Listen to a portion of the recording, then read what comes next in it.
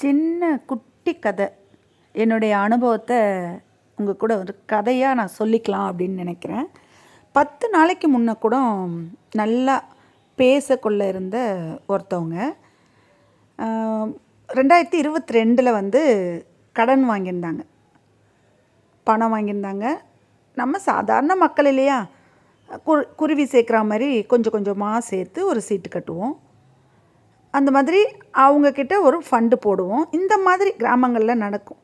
அதுதான் நடந்துச்சு. 2022 ஃபண்டு பிடிச்சாங்க, சீட்டு பிடிச்சாங்க. நம்ம ஃபண்டு போட்டோம், சீட்டு போட்டோம், எல்லாமே முடிஞ்சுது. அதுக்கப்புறம் அவங்க வந்து நம்மகிட்ட ஏமாத்தின மாதிரி அவங்க பல பேரை ஏமாற்றிருக்காங்க. அது சரியாக நம்மளுக்கு தெரியல. தெரியாத போது அப்படியே நம்ம பணம் கட்டிக்கிட்டே இருந்துட்டோம். தெரிஞ்சிடுச்சு. அதாவது எனக்கு வந்து இவங்க வந்து ஏமாத்துறாங்கன்றது தெரிஞ்சிடுச்சு. எப்படி தெரிஞ்சுதுன்னா, ஒருத்தவங்க சொன்னாங்க, இந்த மாதிரி அவங்க வந்து சீட்டே பிடிக்கல, ஆனால் உங்ககிட்ட எப்படி சீட்டு பணம் வாங்குறாங்க, நீ 10 சீட்டு 12 சீட்டு கட்டியிருக்க, நீ வந்து பணத்தை எப்படியாவது சீட்டு போட்டேன்னு சொல்கிறாங்களே, நீ காமிச்சிக்காத, ஆனால் சீட்டு எடுத்துடு அப்படின்னு சொன்னாங்க. சரி, நானும் வந்து சீட்டு எடுத்துட்டேங்க. எடுத்து இன்றைக்கி 22 எடுத்த சீட்டு இன்றைக்கி 25, 2022 எடுத்த போட்டு 23 வரைக்கும் கட்டிட்டு வந்த சீட்டு பணத்தை எடுத்துட்ட பிறகு இன்றைக்கி 25 வரைக்கும் 10 நாள் முன்னாடி வரைக்குமே தரேன் அப்படின்னு சொன்னவங்க 10 நாள் பிறகு இப்போ இன்றைக்கி நான் பேசுகிறதுக்கு முதல் நாள் என்ன சொல்லிட்டாங்கன்னா, நான் சீட்டு பணமே கட்டலை அப்படின்னு அவங்க சொல்லிட்டாங்க. அதாவது நான் அவங்கக்கிட்ட சீட்டு பணமே போடலை, நான் அவங்கக்கிட்ட பணம் வாங்கலை, எதுவுமே கிடையாது, உங்களை யாருன்னே எனக்கு தெரியாது அப்படின்னு சொல்லிட்டாங்க. ஆனால் 2022 அவங்க பேசின வாய்ஸ் ரெக்கார்டு எல்லாமே என்கிட்ட இருக்குது. ஆனால் அதை இப்போ வந்து எடுக்க முடியல. அது எங்கே போய் அலைஞ்சிருக்குன்னு தெரியல. ஸ்டோரேஜ் ஃபுல்லானுச்சுன்னா நான் எல்லாத்தையுமே அழைக்கும் போது இந்த ரெக்கார்டு எல்லாமே அலைஞ்சிருக்கு, அதனால் வரமாட்டுதுங்க. ஆனால் இது எப்படியே எடுத்துடலான்னு சொல்கிறாங்க. அதில் அந்த பொண்ணு வந்து அந்த என்ன சொல்லியிருக்குன்னா, உங்களுக்கு தான் சீட்டு, இவ்வளோ தள்ளி எடுத்துருக்கீங்க, நாங்கள் பணம் கட்டுறேன்னு அப்படியே தெளிவாக வாய்ஸ் ரெக்கார்ட் பண்ணி அனுப்புனுச்சு. இன்றைக்கி நான் சொல்லவே இல்லை, நீங்கள் யாருன்னே எனக்கு தெரியாது, நான் உங்களுக்கு பணமே உங்கள் கையில் நான் பணமே வாங்கலை, நீங்கள் என்கிட்ட சீட்டே போடலை, அப்படி இப்படின்னு மாற்றி பொய் சொல்லுது. சரி, நான் அப்போவும் சொல்கிறேன், நீ மாட்டிப்ப, கொஞ்சம் பார்த்து பொய் பேசு, மாட்டிப்ப அப்படின்ற. இல்லை உங்களை யாருன்னே எனக்கு தெரியாது, நீங்கள் என்கிட்ட பணம் கட்டலைன்னு சொல்லிடுச்சு. சரி, பரவாயில்ல, விடுவாங்களா? அது எப்படி கொடுத்த பணத்தை கொடுக்கலன்னு சொன்னால் விட்டுருவாங்கன்னு அவங்க நினச்சிட்டாங்க. கடைசியாக பார்த்தீங்கன்னா அவங்க கையெழுத்து போட்டது, அவங்களுடைய ஆதார் கார்டு, அவங்க ஃபோட்டோ எல்லாமே என்கிட்ட இருக்குது. அது எப்படிங்க அவங்க என்ன தெரியவே தெரியாதுன்னு சொல்கிறாங்க? எப்படி இது எல்லாமே என்கிட்ட இருக்கும்? அப்போ நம்ம போய் ஒரு பஞ்சாயத்து பண்ணுற இடத்துல போய் இதெல்லாம் கொடுக்கும்போது பஞ்சாயத்து சும்மா பண்ணுவாங்களாங்க? இவ்வளோ பணத்துக்கு இவ்வளோ காசு இல்லையா? கிட்டத்தட்ட எனக்கு 20,000 ரூபாய் செலவாகும் போல். 20,000 ரூபாய் நான் செலவு பண்ணாலும் பரவாயில்ல, அவங்க வந்து பொய் சொல்லியிருக்காங்க. எனக்கு வாங்கி தர வேண்டிய பணத்தை என்கிட்ட வாங்கி கொடுத்துருங்க, உங்களுக்கு இதை நான் செலவு பண்ணிக்கிறேன் அப்படின்னு பஞ்சாயத்து பண்ண இடத்துல சும்மா 4 பேரை வச்சு பேசுவோம், 3 பேரை வச்சு சரின்னு சொல்லி பேசி முடிச்சுட்டு வந்தாச்சு. இந்த 20,000 ரூபாய் எனக்கு மட்டும் செலவானுச்சுன்னா, இப்போ அவங்க வந்து அதே இடத்துக்கு வரும்போது அவங்களுக்கு 40,000 செலவு ஆகணுங்க. என்னதுன்னா, அவங்க வந்து கொடுத்த பணத்தை கொடுக்கல, வாங்கவே இல்லைன்னு பொய் சொன்னதுனால அவங்களும் செலவு பண்ணி ஆகணும் தான் நானும் சரின்னு சொல்லிவிட்டு ஒத்துக்கிட்டு வந்திருக்கேன். இப்போது ஒரு 25 இப்போ 10 நாளைக்கு முன்னே பேசின வாய்ஸ் ரெக்கார்டு எல்லாமே என்கிட்ட இருக்கு. ஆனால் 22/3 பேசின வாய்ஸ் ரெக்கார்டு இல்லை. அதை எடுக்க முடியுமா, எடுக்க முடியாதான்றது யாருக்காவது தெரிஞ்சால் சொல்லுங்கள். கண்டிப்பாக அந்த ரெக்கார்டு மட்டும் எடுத்துட்டோம்னா அந்த பொண்ணு அழகாக மாட்டிக்கிச்சுன்னா அப்புறம் என்ன பண்ண முடியும்?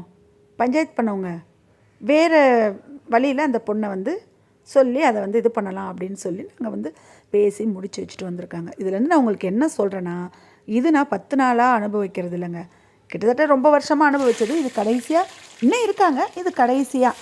எது இப்படி ஒரு பொய் சொல்லி இப்படி வாழணுமா? மனசாட்சி தொட்டு சொல்கிறது இல்லை. ஆனால் உணங்க சாமி மேலே சத்தியம் இப்படியே சொல்கிறாங்க.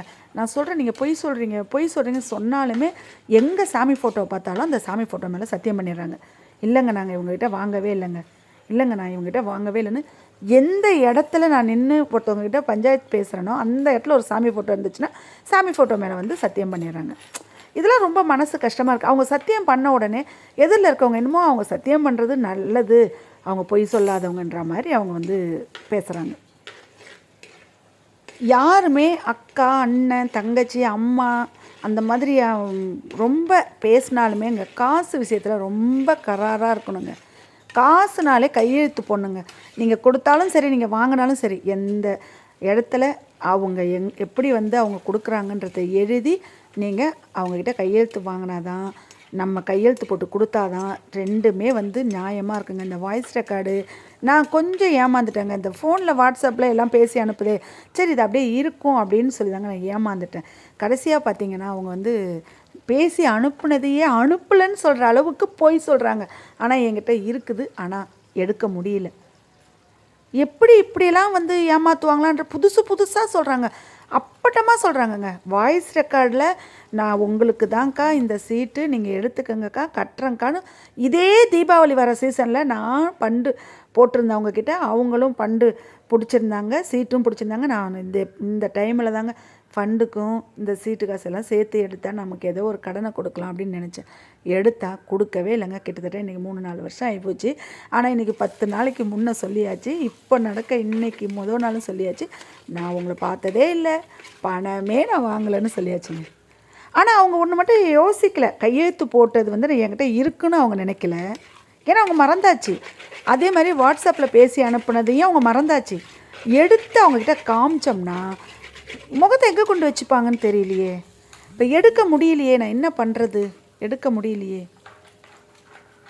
அது மாதிரி யார் கடன் கொடுத்தாலும் ஒரு தண்டல் காசு கூட ஒருத்தவங்க வந்து தராங்கன்னா ஏன் அவங்களுக்கு எடுத்து கொடுங்க. அதாவது வீட்டில் உள்ளவங்ககிட்ட வந்து எங்கள் பசங்கிட்ட, எங்கள் வீட்டுக்காரலாம் இந்த மாதிரி அவங்ககிட்ட சொல்லி எனக்கு எடுத்து கொடுங்க அப்படின்னு சொல்லி தண்டல் காசு கொண்டு சொல்லி விட்டதே கட்டாத இருக்கிறாங்கங்க. தண்டல்காரவங்க விட்டுருவாங்களா? தண்டல் பணம் கூட ஒழுங்காக கட்டாமல் இது வந்து அது பாட்டுக்கு ஏனோ தானே எதுவுமே இல்லைன்னு அப்படியே அபாண்டமாக போய் சொல்லிட்டு போயிடுச்சு. தண்டல் எடுத்ததுக்கு எல்லாத்துக்குமே அது இப்போ பேசுகிறது எல்லாத்தையுமே ரெக்கார்டு இருக்குங்க. அதை கூட யாருமே கேட்க மாட்டுறாங்க. பணத்துக்குன்னு போனாலே ரொம்ப கொடுத்தவங்கள மட்டமாக நினைக்கிறாங்கங்க. கொடுத்தவங்கள அப்படி ஒரு மட்டமாக நினைக்கிறாங்க. எல்லா ஆதாரமும் நம்மகிட்ட தான் இருக்குதே. ஆதாரத்தை எடுத்துகிட்டு போய் நம்ம வந்து இவளை நம்ம பார்க்கலாம் அப்படின்னு பார்த்தா 20,000 ரூபா செலவாகுமா. எப்படி? சொந்த பணத்தில் சூனியம் வச்சுக்கிட்ட கதையாகுது. ஆமாங்க, சொந்த பணத்தில் சூனியம் வச்சுக்கிட்ட மாதிரி பணம் கொடுத்தவங்களுடைய நிலைமை அப்படி தாங்க. பணம் கொடுத்தா நம்மளுக்கு தான் வந்து ஆப்பு. பணம் கொடுக்காமல் இருக்கவங்களாம் நல்லா இருக்காங்கங்க. பணத்தை கொடுத்து கடங்காரங்களும் ஆக்குறேன்றாங்க. ஏங்க அவங்க சீட்டு பிடிக்கிறேன்றாங்க, அவங்க ஃபண்டு பிடிக்கிறேன்றாங்க, அவங்க வந்து நம்மளை வந்து வேணும், நீங்கள் நல்லா கட்டுவீங்க வந்து போடுங்கன்னு சொல்கிறாங்க. ஏமாத்துறவங்களா இருந்தால் முதல் சீட்டை எடுத்துக்க மாட்டாங்களாங்க. ஏமாத்தாதவங்க தாங்க கடைசி சீட்டு எடுப்பாங்க. ஆனால் அந்த மாதிரி ஆளுக்கு பிடிக்கிறவங்க ஏமாத்திடுறாங்க. எல்லா ஆதாரமும் இருந்தும் 20,000 ரூபா நான் செலவு பண்ணணுன்னா பரவாயில்ல, பண்ணுவோம், பார்க்கலாங்க என்ன தான் நடக்குதுன்னு. சொல்ல மாட்டேனா பணம் வாங்கிட்டேன், இவ்வளோ பணம் கொடுக்கணும், இவ்வளோ பணம் வாங்கியிருக்கேன்றத கண்டிப்பாக இந்த வீடியோ பார்க்குற எல்லாருக்கும் திருப்பி நான் சொல்லுவேங்க. நிம்மதி போச்சு, முதல்ல நிம்மதி போச்சு. சாப்பிட முடியலங்க, சாப்பாடு வாய்க்குள்ளே இறங்க மாட்டுது, அவ்வளோ மன கஷ்டமாக இருக்குது. நேற்று வரைக்கும் அக்கா அக்கா அக்கான்னு சொல்லிட்டு இன்றைக்கி யாருன்னே தெரியாதுன்னு சொல்கிறாங்க. இந்த பணத்துக்காக வீட்டு வேலையெல்லாம் முடிச்சுட்டு இவங்களுக்கு வந்து நம்ம போகணும். எங்கே போகணும்? பணத்தை எடுத்துக்கிட்டு இவங்களுக்கு நம்ம செலவு பண்ணுறதுக்கு வீட்டெல்லாம் விட்டுட்டு பிள்ளைங்களுக்கு சாப்பாடாக்கி போடாமல் எல்லா வேலையும் நேரத்தோடு வர முடிக்கணும். அப்படி முடிக்க முடியலன்னா ஹோட்டலில் பட்டை சோறை வாங்கி தின்னுட்டு இவங்களுக்காக போய் நம்ம கொடுக்க வேண்டிய இடத்துல காசை கொடுத்து எல்லாம் பண்ணணும். தேவைதாங்க, பணத்தை கட்டணும்ல, சீட்டு போட்டோம்ல, தேவை தான். என்ன பண்ணுறது? பணத்துக்கு ஆசைப்பட்டு தானே சீட்டு போட்டோம், கூடுதலாக கொஞ்சம் காசு வரும் அப்படின்னு. அதனால் நம்மளுக்கு வந்து இப்படி தாங்க வேணும், நல்லா வேணும். நம்மளெல்லாம் என்ன சொல்கிறது தெரிலங்க, அப்படியே பிஞ்சு போன செருப்பு எடுத்து நானே தலையில் என் தலையிலே அடிச்சுக்கணுங்க. இந்த மாதிரி சீட்டு போடுவியா, பணத்தை கொடுப்பியா அப்படின்னு. ஓரியோ கருப்பனுக்குமே சாப்பாடு வைக்க நேரம் இல்லை, பசங்களுக்கு சோறு போட நேரம் இல்லை, சாப்பாடு வச்சா கூட சாப்பிட்றதுக்கு மனசு இல்லை. இதில் வர ஏன் கொடுத்தீங்கன்னு கேட்குறது. நம்ம பணத்தையே வாங்கி வச்சுக்கிட்டு அவங்க அம்மா அக்கா தங்கச்சி எல்லாம் வந்து கடன்காரங்களுக்கு சப்போர்ட் பண்ணுறாங்க. கொடுக்காதடி, இல்லைன்னு சொல்லிடுடி அப்படின்னு சொல்லிவிட்டு அவங்க சொந்தக்காரங்களாம் சொல்கிறது. இது ஒரு பொழப்பு, இவங்களுக்கெல்லாம் பொழப்பு எடுத்துதுங்க. நினச்சிக்கிட்டாங்க நம்ம விட்டுடுவோம், அப்படியே விட்டுருவாங்க அவங்க. நம்ம தான் சொல்லிட்டோம்ல இல்லைன்னு, சரியாக போச்சுன்னு விடுவாங்க. இவங்களெல்லாம் அப்படியே பணத்தை வாங்கிட்டு மனசார இல்லைன்னு சொன்னோடனே விட்டுருவாங்க. தண்டல் எடுத்த பணம் நேற்று வரைக்கும் தண்டல் எடுத்த பணம் 200-300 கட்டிகிட்டு இருந்து தண்டலை எடுக்கலைன்னு சொல்லிட்டு பிரச்சனை பண்ணுறாங்க. அதையே வந்து அந்த ரெக்கார்டை பார்த்து கேட்டேம்மா நீ தண்டல் எடுத்துருக்க, தண்டல் பணத்தை ஒழுங்காக கட்டுமா அப்படின்னு சொல்ல மாட்றாங்க. பணத்தை ஏன் கொடுத்தீங்க, எங்கே கொடுத்தீங்க, எந்த நேரத்தில் கொடுத்தீங்க, யாரை வச்சுட்டு கொடுத்தீங்க, 5 ரூபா 10 ரூபான்னு கொடுத்தீங்களா, இல்லை 100-200 கொடுத்தீங்களா, இல்லை 2000 தாளாக கொடுத்தீங்களா, இப்படி தான் கொடுத்தவங்களை கேள்வி கேட்குறாங்க. பணம் எங்கம்மா வாங்கினேம்மா, வாங்கின பணத்தை அடைச்சிடுமா, பொய்யெல்லாம் சொல்லிகிட்டு இருக்காதம்மான்னு ஒரே ஒரு வார்த்தை அதட்டி பேசியிருந்தா. பொய் வந்து மாற்றி மாற்றி பேசுவாங்கல்லங்க, உண்மையை தானே ஒரே டைம் பேசுவாங்க. அப்போ பொய் சொல்கிறவங்க மாற்றி மாற்றி பேசுவாங்கள்ல, பொய் சொல்கிறாங்க. காசு வாங்கினவங்க ஒரே ஒரு வார்த்தை கூட அதட்டி பேசாத கொடுத்தவங்கள கேள்வி கேட்டு அனுப்புகிறாங்க. பாடம் இதெல்லாம் சொல்லுவாங்க. அவங்க என்ன சொல்லுவாங்கன்னா, அக்கா எவ்வளோவா இருந்தாலும் கொடுங்கக்கா, நான் கொடுத்துருவேன்க்கா, அக்கா இவங்கக்கிட்ட தண்டல் எடுத்து கொடுங்கக்கா, அக்கா அவங்கக்கிட்ட லோன் எடுத்து கொடுங்கக்கா அப்படின்னு கேட்பாங்க.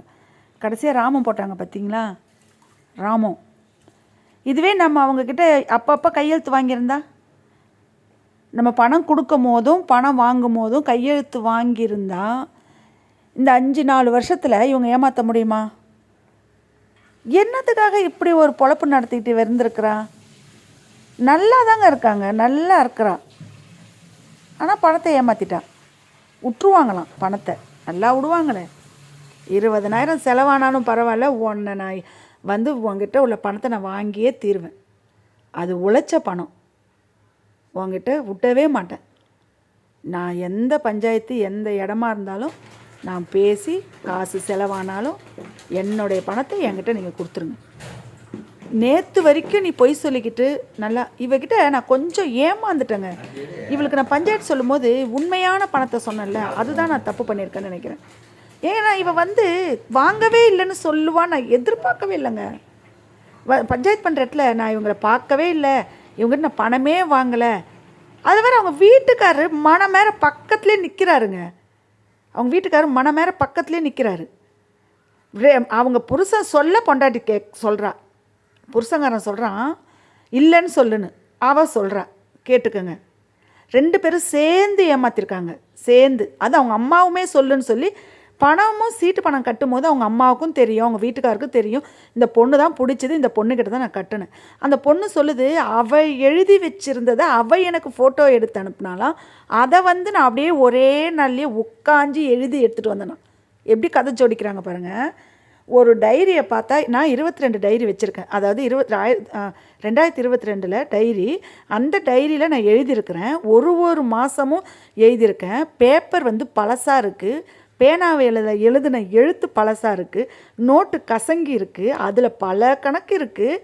ஆனால் அவள் வந்து சீட்டு பிடிச்சாலாம், அந்த சீட்டுடைய கணக்கை எழுதி அனுப்புனாலாம், அந்த கணக்கை நான் எழுதிக்கிட்டேனா. ஆனால் அவள் மறுபடியும் சொல்கிறா நான் சீட்டே பிடிக்கலன்னு, அதாவது அவள் சீட்டே பிடிக்கலன்னு சொல்கிறாங்க. இதிலிருந்து தெரியலையாங்க அவள் எனக்கு சீட்டு கணக்கு அனுப்புனாலாம், சீட்டு பிடிக்கலையா. பஞ்சாயத்து பண்ணுறவங்க, அம்மா நீ சீட்டு கணக்கை அனுப்புனன்னு சொல்கிற, சீட்டு பிடிக்கலன்னு சொல்கிற, எதுக்காகம்மா அனுப்புனன்னு சொல்கிற, எதுக்காக பிடிக்கலன்னு சொல்கிறீங்கன்னு இந்த ஒரே ஒரு விஷயத்த கூட கேட்க முடியலல்ல. இந்த ஒரே ஒரு விஷயத்த கூட கேட்க முடியல பஞ்சாயத்து பண்ணுறவங்க. சாதாரண படிப்பறிவு இல்லாத நம்மளுக்கே கேட்கறதுக்கு தெரியுது, நல்லா இருக்கவங்கெல்லாம் கேட்க மாட்றாங்க. அப்படியே அப்பட்டமாக போய் சொல்கிறது அப்படியே தெரியுது. உங்களுக்கு புரியுதாங்க? அவள் என்ன சொல்கிறேன்னா, நான் வந்து அந்த பொண்ணுக்கிட்ட சீட்டு போடலைன்னு சொல்கிறாங்க. இந்த நான் பேப்பரை காட்டுறேன், மாதம் நான் எழுதுனதை காமிக்கும் போது அந்த பொண்ணு என்ன சொல்லுதுன்னா, இல்லை நான் எழுதி அனுப்புனேன், அதை இவங்க ஒரே நாள்லேயே உட்காந்து எழுதி எடுத்துகிட்டு வராங்க அப்படின்னு அவங்க சொல்கிறாங்க. அப்போ கேட்குறவங்க, அம்மா நீ சீட்டு பிடிக்கலன்னு சொல்கிறம்மா, அப்புறம் எப்படிம்மா நீ 22 எழுதி அனுப்புனதை இவங்க எழுதி எடுத்துகிட்டு வராங்கன்னு சொல்கிறம்மான்னு கேட்டிருந்தாலே பணம் ஆட்டோமேட்டிக்காக நம்மக்கிட்ட கொடுத்துருப்பாங்கங்க. ஒரே வார்த்தை மிரட்டி நீ பொய் சொல்கிறம்மா அப்படின்னு சொல்லியிருந்தாலே பணம் ஓடியாந்து விழுந்திருக்குங்க, அந்த நிமிஷமே விழுந்திருக்கும். ஏன்னா அவகிட்ட பணம் இருக்குது, அவள் அம்மா பணம் வச்சுருக்கா, இவளும் பணம் வச்சுருக்கா, அக்கா தங்கச்சி அண்ணன் தம்பி எல்லாரும் பணத்தோடு இருக்காங்க. உடனே கொடுத்துருவாங்க. ஏன்னா பிரச்சனை பெருசானுச்சுன்னா நம்ம அக்காவுக்கு பிரச்சனை, தங்கச்சிக்கு பிரச்சனை, நம்ம பொண்ணுக்கு பிரச்சனைன்னு அம்மாக்காரி கொடுத்துருப்பாங்க. இதெல்லாம் கேட்கவே இல்லைங்க. அதுதான் எனக்கு மனசே அறுக்குது. அப்படியே நம்மளுக்கு தெரிஞ்சதை கூட பஞ்சாயத்து பண்ணுறவங்க கேட்க மாட்டுறாங்களே. அதில் வேறு நான் வந்து அவங்க பேர் போட்டு சீட்டு எழுதியிருக்கணுமா. இது என்னடா இது, பல நோட்டில் பேரை போட்டு போட்டு எழுதியிருக்கேன். மாதம் மாதம் கட்டினதில் பேர் வந்து மறைஞ்சிருக்குது, எழுத்து அலைஞ்சிருக்குது. அதை கூட அவங்களால பார்க்க முடியல. அந்த பொண்ணு நினச்சிக்கிச்சு கையெழுத்து போட்டது இவங்ககிட்ட இல்லை, இவங்க சும்மா நம்ம சொன்னோம்னா விட்டுட்டு போயிடுவாங்க அப்படின்னு சொல்லியிருக்கு. பண மோசடின்னு ஒன்று தெரியுமா என்னன்னு தெரியல அந்த பொண்ணுக்கு. பண மோசடின்னு ஒரு வழக்கை போடுவோம், நம்ம போட்டு பார்க்கலாம் அப்படின்னு நான் வந்து யோசிச்சுட்டு இருக்கேன். அப்போ தெரியல உங்களுக்கு. ஆனால் இந்த பிரச்சனையில் பணத்தை வாங்கிட்டு உங்களுக்கு ஒரு சின்ன வீடியோவாவது இதில் விளக்கத்தை நான் போட்டு நான் உங்களுக்கு சொல்கிறேங்க. ஆனால் பணத்தை விடவே கூடாது, வாங்கியே தீரணும். பணத்துக்கு 5க்கும் 10க்கும் அவ்வளோ கஷ்டப்படுறோம், நம்ம அவ்வளோ கஷ்டப்படுறோம். பணம் கொடுத்தவங்க நீங்கள் கஷ்டப்பட்டா என்ன, இருந்தால் என்ன, செத்தா என்ன, வாழ்ந்தா என்ன அப்படின்னு சொல்லி பணம் வாங்கினவங்க நினச்சிட்டு இருக்காங்க. எத்தனை காலம் அவங்க வாழ்ந்துருவாங்கன்னு நம்மளும் பார்க்க தானே போகிறோம். பிள்ளைங்க இருக்காங்கல்ல. யாராக இருந்தாலுமே நான் என்ன சொல்கிறேன்னா, அவங்கவுங்க முதல்ல அவங்கவுங்ககிட்ட கொடுத்துடணுங்க. வட்டி வாங்கியிருந்தா கூட சரி, வட்டியால் கூட போணுச்சின்னு நினச்சிட்டு மீதி இருக்க கொஞ்சம் பணத்தையாக நம்ம வாங்கிட்டு நிம்மதியாக ஆகிடணும். எதுவுமே இல்லாத வட்டிக்கு கொடுக்கல, சீட்டு போட்டிருக்கோம், கட்டின பணத்தை தரேன்னு சொல்கிறீங்க, அந்த பணத்தையாக திருப்பி தரலாம்ல. அதுவும் இல்லை அப்படின்னு மனமாற கையில் வாங்கின பணத்தை மனமாற ஏமாற்றுவீங்களா? அவ்வளோ ஏமாளித்தனமாக இருப்பாங்களா கொடுத்தவங்க? வாங்கின நீ பொய் சொன்னீன்னா கொடுத்த நான் பொய் சொல்கிறேன்னா அப்படின்னு பார்க்கலாம். இன்னும் கொஞ்சம் நாளையில் தெரிஞ்சிடும் யார் பொய் சொல்கிறா, யார் மெய் சொல்கிறாங்க அப்படின்றது. பஞ்சாயத்து பண்ணுறவங்களுக்கே ரொம்ப குழப்பமாக இருக்குங்க. அவங்க என்ன பண்ணுவாங்க, அவங்க நான் வந்து கொடுத்தேன்னு சொல்கிறேன், அவங்க கொடுக்கல, நான் வாங்கலைன்னு சொல்கிறாங்க. நடுவில் இருக்கவங்க என்ன பண்ணுவாங்க, விசாரிக்கணும். நல்ல விசாரணை கிடையாது. ஆனால் அவங்க வந்து நமக்கு ஏன் இது தேவையில்லாதுன்ற மாதிரி அவங்க விசாரணை பண்ணாத அப்படியே விட்டாச்சு. ஏது எப்படியோ நம்ம வேலையை நம்ம கவனிக்கணும் இல்லையா? அப்புறம் 2 பேர் பட்னியாக கிடப்பாங்களே, இவங்களுக்கு யார் சோறு போடுறது? நம்ம ஆக்கி போட்டால் தான் சோறு. இவங்களுக்கு வந்து கொஞ்சமாக, அதாவது இவங்க ஃப்ரெண்டுங்க எல்லாருக்குமே வந்து சாப்பாடு இன்றைக்கி கோழி கால் சூப்பு மாதிரி வச்சு சாப்பாடை போட்டு நல்லா பிசைஞ்சு இவங்களுக்கு கொடுத்து அனுப்பணும். அந்த சாப்பாடு தான் இவங்களும் சாப்பிட போகிறாங்க. பிளாக்கி நம்ம காசு வந்துருமாடி, நம்ம கொடுத்த பணம் வந்துருமாடி? வந்துடும் தானே? நம்ம ஏமாத்தல தானே? நம்மகிட்ட வாங்கினாங்கல்ல, அவங்க கொடுத்த பணத்தை கொடுக்கல அப்படின்னு சொல்லி யாராவது சண்டை போடுவாங்களாங்க? கொடுத்தவங்க எல்லாம் பைத்தியமா? கொடுக்காத பணத்தை வந்து ஒருத்தவங்ககிட்ட போய் கேட்டு வாங்கிறதுக்கு, இந்த காலத்தில் கொடுத்த பணத்தை வாங்கிறதுக்கே அவங்கவுங்க மூச்சு முட்டி போகுது. இதில் அவங்க வாங்காத பணத்தை பொய் சொல்லி வாங்கினாங்கன்னு சொல்லி நம்ம போய் பணம் கேட்க போகிறோமா? என்னென்ன கதை சொல்கிறாங்க பாருங்கள் ஏமாத்துறதுக்கு. ஒரே வார்த்தை, இவங்க என்கிட்ட கட்டலைங்க, நாங்கள் வந்து சீட்டு பிடிக்கலங்கன்னு அவங்க சொல்லிவிட்டு போயிட்டா முடிஞ்சு போச்சுன்னு நினச்சிட்டாங்க. எந்த ஆதாரமும் இல்லை அப்படின்னு சொல்லிட்டு போயிட்டாங்கள்ல. இந்த ரெக்கார்டு மட்டும் நம்ம எடுத்துட்டோன்னு வச்சுக்கோங்களேன், அவங்க முகத்தில் இருக்க திரை அப்படியே கிழிச்சு எடுத்துடலாங்க. ஆமாம், அதுதான் எடுக்கிறது எப்படின்னு தெரியல. இந்த ஓரியாவுடைய ஃப்ரெண்டுக்கெல்லாம் சாப்பாடை கொடுத்து அனுப்போம். அப்படியே அந்த கோழி கால் நல்லா சூப்பு மாதிரி இருக்குது பாருங்கள், அதில் வந்து அந்த சாப்பாட்டை அள்ளி அதில் போட்டு நல்லா 4 கலக்கி விடுவோம். இந்த கதையே பார்த்துட்டு இருந்தால் வீட்டில் சோறு ஆக்கிற வேலை இல்லை, பசங்களுக்கு சாப்பாடு போடுற வேலை. அவங்களுக்கு என்னங்க போச்சு? நிம்மதியாக சொல்லிட்டாங்க, நிம்மதியாக சாப்பிடுவாங்கள்ல. நம்ம பணம் கேட்க மாட்டாங்கப்பா அப்படின்னு சொல்லி நிம்மதியாக போய் சாப்பிடுவாங்கள்ல. சாப்பிட்டுட்டோம், நல்லா சாப்பிட்டோம். இன்னும் ஒரு வாரத்தில் தெரியும் அவங்க சோறு நல்ல சோறு சாப்பிட்றாங்களா இல்லை களி சோறு சாப்பிட்றாங்களான்னு. இன்னும் கொஞ்சம் ஒரு 10 நாள் வெயிட் பண்ணி பார்க்கலாம். இந்த ஃபஸ்ட்டு நீ சாப்பிடு. பிளாக்கி போதுமாடா? ஓரியாவா? ஒரேம்மா, ஒரே குட்டிமா, எங்கே இருக்க? ஏய், எங்கடா உங்கள் அம்மா? பிளாக்கி, உங்கள் அம்மா எங்க? உங்கள் அம்மா எங்க? சரி, பெல்ட் எங்கடா? பெல்ட் எங்க? எத்தனை பெல்ட் தான் உனக்கு வாங்கி போடுறது கழுத்தில்?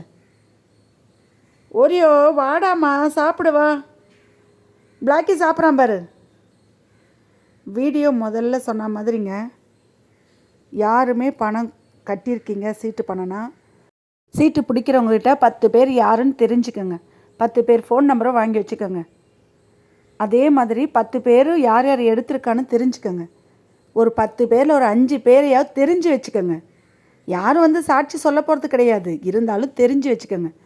நீங்கள் சீட்டு கட்டுறீங்களா, அவங்ககிட்ட இது சீட்டு பிடிக்கிறவங்க உண்மையாக பிடிக்கிறாங்களா அப்படின்னு தெரிஞ்சுக்கிறது. அது மாதிரி நீங்கள் பணம் கொடுத்தீங்கன்னா நீங்கள் சீட்டு பிடிக்கிறவங்கக்கிட்ட கையெழுத்து ஒரு மாதமும் கையெழுத்து வாங்கிக்கிட்டு சீட்டு கட்டுங்க. கொடுக்கல் வாங்கல் வச்சுருந்தாலும் எவ்வளோ பணம் கொடுத்தாலும் அவங்க கையால் எழுதி அவங்கள ஒரு கையெழுத்து போட சொல்லுங்கள். இதுதாங்க முடிவு. நம்பிக்கைலாம் ரொம்ப கஷ்டங்க.